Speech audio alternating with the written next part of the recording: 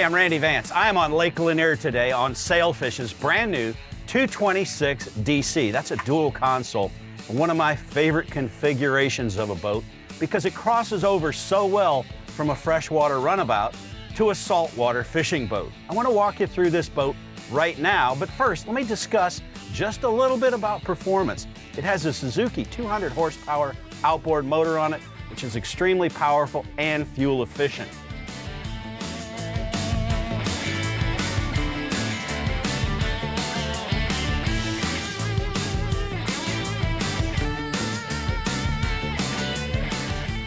Sailfish boasts of their VDS hull. That's variable degree step hull.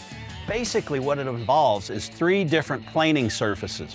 Sharper at the keel, moderate in the middle, and by the time you get out to the chines, it's a lot shallower. That gives you great stability at slow speeds, and that's important when you're trolling and when you're fishing on the hook.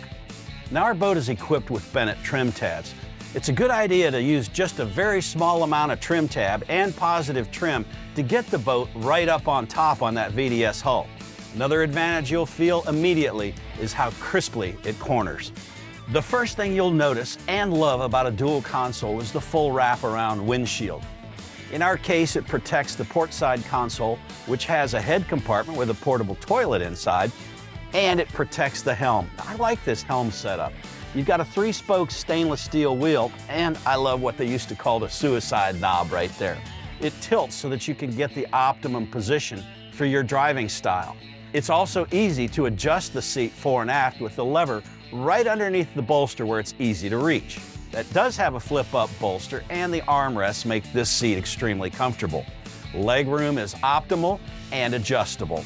Now Sailfish has set up the helm to carry a 7-inch display. That's ideal, I think, on a boat of its size. In addition, you have the Suzuki dedicated display for all the engine functions. Now our test boat's equipped with power assist steering, and I like the setup. First of all, you've got the highest steering level that gives you the least amount of feedback. You've got a moderate level that gives you a little more feedback, and on your fishing level, you get the most feedback, so it's easiest to hold course when you're trolling. You can even shut it off if need be. Now our test boat's equipped with a Fusion audio system, but they have Rockford Fosgate speakers, an outstanding brand. Now the trademark of a well-designed dual console is plenty of comfortable seating. I love this pop-out lounge here. It gives you a place for 2 passengers to sit while you're riding out to the fishing grounds. But when you're fishing, it folds away and it opens up the cockpit for the action. Now on the port side, you've got a full-length lounge, but it has a pop-up bolster in the middle. When it's up, it gives you a forward-facing seat and an aft-facing lounge. When it's down, you have a full sun lounge. On the starboard side, behind the captain's chair, you've got another jump seat. You lift up the lid and you've got an insulated cooler. Now, in fact, all the storage compartments on this boat are insulated, and in a moment, I'm going to tell you why. But first, take a look at the forward seating. Now, the trademark of this dual console boat is the spacious seating forward.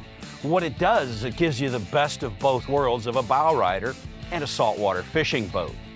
You've got beautiful thick cushioning up here, 2 forward-facing lounges, and you've got bolsters all the way around, which just gives you an extremely comfortable seating area. I like the safety rails here and the way they're tucked in below the gunnel. They won't interfere with your fishing that way. Throughout the boat, you're going to notice the depth of the cockpit, the depth of the forward seating. Parents with small children are going to love that. Now the bolsters continue on in the cockpit, and leaning up against them gives you ideal footing and security when you're battling a fish in rough water. You'll also notice under the lounges there's a little storage compartment, cup holders, and USB charging ports for your phone. Now the 226 has a rope locker at the bow, and it's got dedicated hanger for the anchor and room for at least 200 feet of rope and chain. Now throughout the boat you'll find plenty of cup holders and convenient placement of them. For added convenience, you've got a freshwater shower at the transom and a raw water washdown, and those are standard. Another thing I like are the standard fender hangers. That means you don't have to use a cleat to hang your fenders and keep your boat safe at the dock. Now an option on board we think you ought to think about is the cocktail table. It stows in secure storage underneath the helm station, and there are 2 bases, one astern and one forward. Now a dual console is designed to take you fishing wherever you want to go when you're not beachcombing. There's 6 rod holders here. There are 2 on the gunnels, 2 shotgun rod holders near the engine, and 2 more rod holders behind the driver's seat. You've got a 21-gallon live well with an acrylic lid, and that's going to make your fishing day extremely successful. You remember me mentioning all the storage below the seats is insulated, and that means you can turn whichever one you want into your fish box. Now, the beauty of a dual console is its versatility. It's not only great for fishing and cruising, it's great for water sports. This one's set up with a tow pylon. You've got a reboarding ladder on the starboard side of the transom platform and another insulated cooler on the port side. Flip up this hatch and you've got access to 2 cup holders, and Sailfish has even included a remote control to the stereo that you can run it from in the water. Finally, for water sports enthusiasts, there's an enormous ski locker in the floor to keep your equipment. Now, Sailfish not only wants this boat to contribute to your sports of choice, they want it to be easy to own and operate. I appreciate the great access that they've given you to the bilge below so you can service your batteries and your pumps. You've got a battery switch right in the transom walkthrough, which means there's no excuse for leaving it on and running your batteries down while you're away. There's one more storage compartment in the transom walkway, and that storage tub lifts out, giving you access to the bilge as well.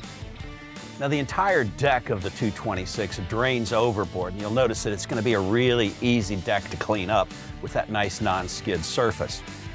The boat is constructed well with all composite stringers, carbon fiber where it's needed. It makes the boat light, durable, and it will last a lifetime. I'm Randy Vance on the Sailfish 226 DC.